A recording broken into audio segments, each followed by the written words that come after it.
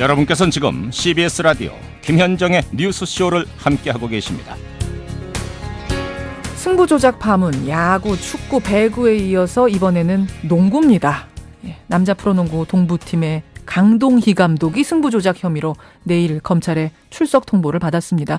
너무나도 유명한 선수 출신 감독이기 때문에 이게 만약 혐의가 사실로 드러날 경우에는 프로농구 전체에 끼치는 악영향이 대단할 것 같습니다. 오늘 화제 인터뷰에서 좀 깊이 짚어보죠. 스포츠평론가 기영로 씨 연결이 되어 있습니다. 기영로 씨 안녕하세요. 네, 안녕하세요. 그러니까 지금까지 밝혀진 바로는 프로농구 승부조작에 가담한 혐의로 브로커 한 명이 구속이 된 거고, 네. 그 브로커가 내가 돈을 줬다라고 진술한 게 강동희 감독이 되는 건가요? 네, 그렇습니다. 어제까지만 해도 K모 감독이랬는데 오늘 이제 강동희 감독 실명이 나왔어요. 혹시 친분 있으시죠? 네, 네. 통화해 보셨어요? 어제 아침 10시 반에 통화를 했는데요. 그때까지도 극구 부인을 했습니다. 아니다. 뭐 승부 조작에 관여해서 돈을 받은 적도 없거니와 그래서 제가 유도 질문을 했죠. 만약 개인적인 다른 부채 때문에 동거래가 있었느냐? 그것도 없었다고 했습니다.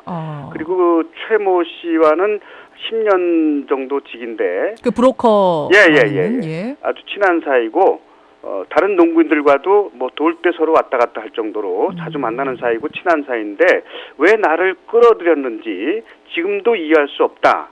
어제 아침까지는 저한테 그렇게 얘기를 했었습니다. 그렇군요. 지금도 뭐 혐의를 부인하고 그 제안은 받았지만 내가 거절했다 이런 입장이기 때문에 우리가 지금 단정적으로 유죄다, 무죄다 이렇게 얘기할 수는 없는 상황이고 네. 뭐 상황은 좀 지켜봐야겠습니다만 네, 어쨌든 지금 브로커 한 명이 잡혔고요. 그 사람 입에서 이렇게 여러 사람 이름이 오르내린다면 프로농구 최대 위기인 것만은 사실이에요.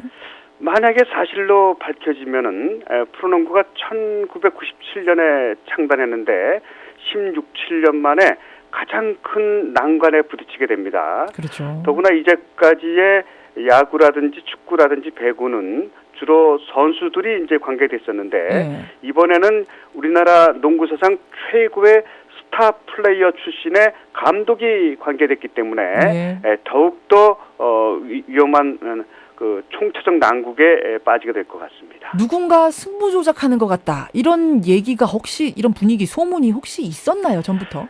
해마다 고의 패배설은 있었습니다. 일부러 져준다고요? 네, 특정 감독끼리의 친분. 예를 들어서 전창진 부산 KT 감독과 전주 KCC 허재 감독, 원주 동부의 강도희 감독은 아주 친한 사이거든요. 그렇죠. 형제보다 더 친해요. 그래서 경기를 앞두고 만나서 밥을 먹거나 술을 한 잔 꼭 기울이거든요. 근데 보통 이제 세 사람이 만날 때는 홈팀 감독이 이제 술을 사는 걸로 돼 있습니다.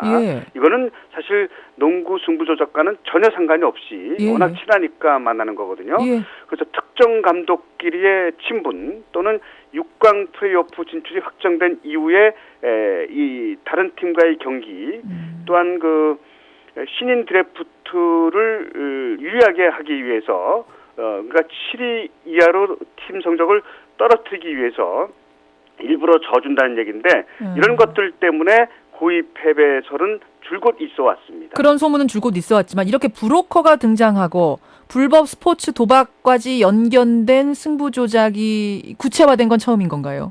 구체화된 건 처음입니다만은 설은 있었습니다. 그것도 설은 있었군요. 누가 그런 죄를 받았었다더라 카더라 설은 충분히 많이 있었습니다. 그렇군요. 야구, 배구, 축구는 이미 드러났고 이번에 농구까지 4대 스포츠 모두가 지금 걸린 셈인데 농구에서 승부 조작이 있다면 어떤 식으로 이루어지나요? 뭐 선수들이 할 수 있는 건 얼마든지 할 수 있죠. 뭐 3점씩 던지는 척하고 안 놓거나 뭐 상대를 수비하는 척하고 일부러 살짝 피하거나 이런 거는 본인만이 알거든요. 그렇죠. 감독이 하는 경우는 더 쉽습니다. 쉬워요? 더 쉽다고요? 베스트 5를 선정할 때 너는 컨디션이 안 좋으니까 빠져라 하면서 좋은 선수를 오히려 빼고 안 좋은 선수를 집어넣을 수 있고 선수 교체를 수시로 할 수 있는 게 감독이고 또 작전 지시를 역으로 한다는 얘기죠. 뭐 미스매치라고 이제 농구에서는 하는데 상대와 좀 약한 선수를 1대1 마크 시킨다든지 얼마든지 가능합니다. 작전을 아예 허술하게 짜버리는. 그러니까 충분히 가능하다는 얘기죠. 더 쉽네요. 그러니까 정말 선수들이 하는 것보다 감독이 하는 게. 모든 종목 가운데 감독이 개입할 수 있는 여지가 가장 많은 게 농구입니다. 농구. 아직 뭐 혐의 상태긴 합니다만 이번에 강동희 감독이 받았다고 하는 액수, 그러니까 브로커가 내가 줬다라고 하는 액수를 보니까 3천만 원이에요. 네.